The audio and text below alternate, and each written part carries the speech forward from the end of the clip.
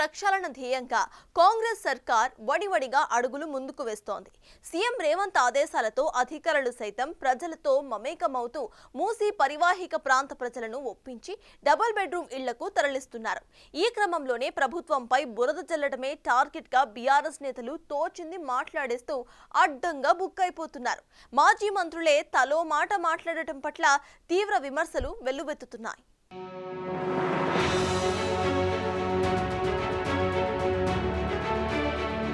మూసీ ప్రక్షాళనలో రాష్ట్ర ప్రభుత్వం పకడ్బందీగా ముందుకు సాగుతోంది. ఇప్పటికే ప్రాథమికంగా మూసీలోని అక్రమ నిర్మాణాలు, నిర్వాసితులను గుర్తించిన ప్రభుత్వం మరోమారు సర్వే నిర్వహిస్తూ అర్హుల వివరాలపై ఆరా తీస్తోంది. మూసీ పరివాహక ప్రాంత ప్రజలను ఒప్పించి డబుల్ బెడ్రూమ్ ఇళ్లకు తరలిస్తోంది ప్రభుత్వం. ఈ క్రమంలోనే డబుల్ బెడ్రూమ్ ఇళ్లపై బీఆర్ఎస్ పార్టీలోని ఇద్దరు మాజీ మంత్రులు వేరువేరు కామెంట్స్ చేయటం హాట్ టాపిక్ గా మారుతోంది.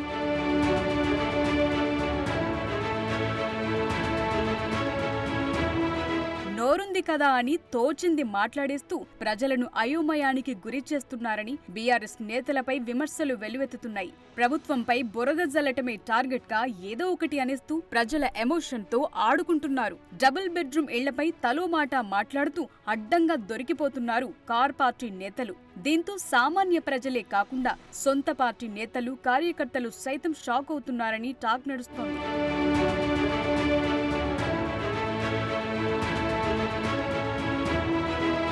సిరిసిల్లలో నిర్వహించిన పార్టీ కార్యక్రమంలో పాల్గొన్న మాజీ మంత్రి కేటీఆర్ 40,000 డబుల్ బెడ్రూమ్ ఇళ్లు ఖాళీగా ఉన్నాయని చెప్పుకొచ్చారు. బీఆర్ఎస్ హయాంలో కట్టిన 40,000 డబుల్ బెడ్రూమ్లు ఉన్నాయని, ప్రభుత్వానికి చిత్తశుద్ధి ఉంటే ముందు ఆ ఇళ్లను పేదవాళ్లకివ్వాలన్నారు కేటీఆర్.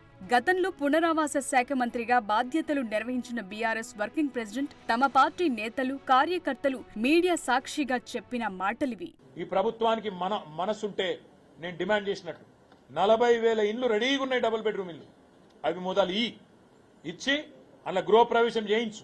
తాళాలు ఇచ్చుడు, కాగితాలు ఇచ్చుడు కాదు, గృహప్రవేశం చేయించు. వాళ్ళ ఆడికెళ్ళి మొత్తం సామాన్లు తీసుకుపోయి సర్దుకుంటాడు చెయ్యి.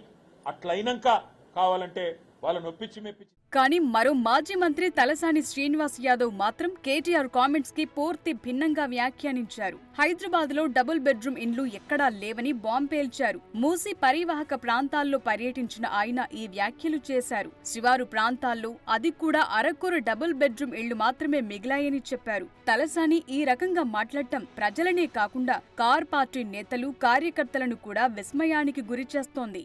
నిజంగా 16,000 ఇండ్లు బాకీ ఉంటే ఆ వివరాలు పంపించండి, ప్రెస్కు రిలీజ్ చేయండి. మోసం చేస్తారు ప్రజల్ని. డబుల్ బెడ్రూమ్ ఇండ్లు ఎక్కడ లేవు.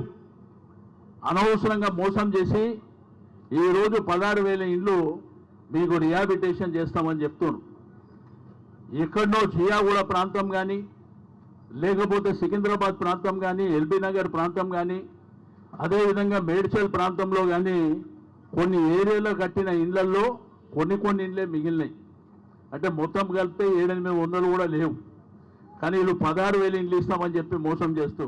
మూసీ అభివృద్ధిలో భాగంగా నిర్వాసితులకు తెలంగాణ ప్రభుత్వం అండగా నిలుస్తోంది. ఇచ్చిన మాట మేరకు డబుల్ బెడ్రూమ్ ఇళ్లను కేటాయించడం పట్ల లబ్ధిదారులు సంతోషం వ్యక్తం చేస్తున్నారు. దీంతో మూసీ నిర్వాసితుల్లో ఆనందం వెల్లువెత్తుతోంది. ఇప్పటికే పలు కుటుంబాలు డబుల్ బెడ్రూమ్ ఇళ్లకు చేరుకున్నారు. సంబంధిత అధికారులు మూసీ నిర్వాసితులకు సహాయ సహకారాలు అందిస్తూ ఇళ్లు అప్పగిస్తున్నారు. ప్రభుత్వం ఇచ్చిన ఇళ్లలో కరెంట్, తాగునీరు వంటి అన్ని సౌకర్యాలను కల్పిస్తున్నట్లు అధికారులు చెప్తున్నారు. ఈ క్రమంలోనే డబుల్ బెడ్రూమ్ ఇళ్లను కేటాయించడంతో మూసీ పరివాహక ప్రాంత ప్రజలు జిల్లా కలెక్టర్కు సన్మానం చేశారు.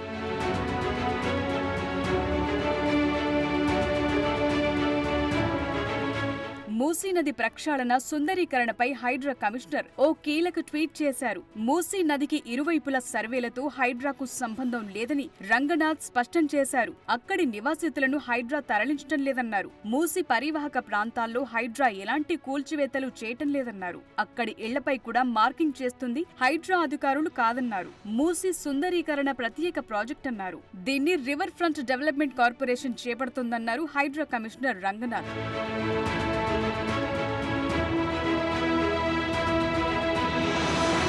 కూల్చివేతల్ని బూచిగా చూపి బీఆర్ఎస్ నేతలు కుట్ర చేస్తున్నారని అంతా ఫైర్ అవుతున్నారు.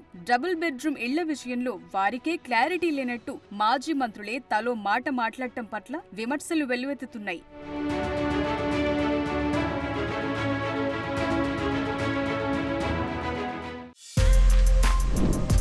For more videos like this, subscribe Big TV channel.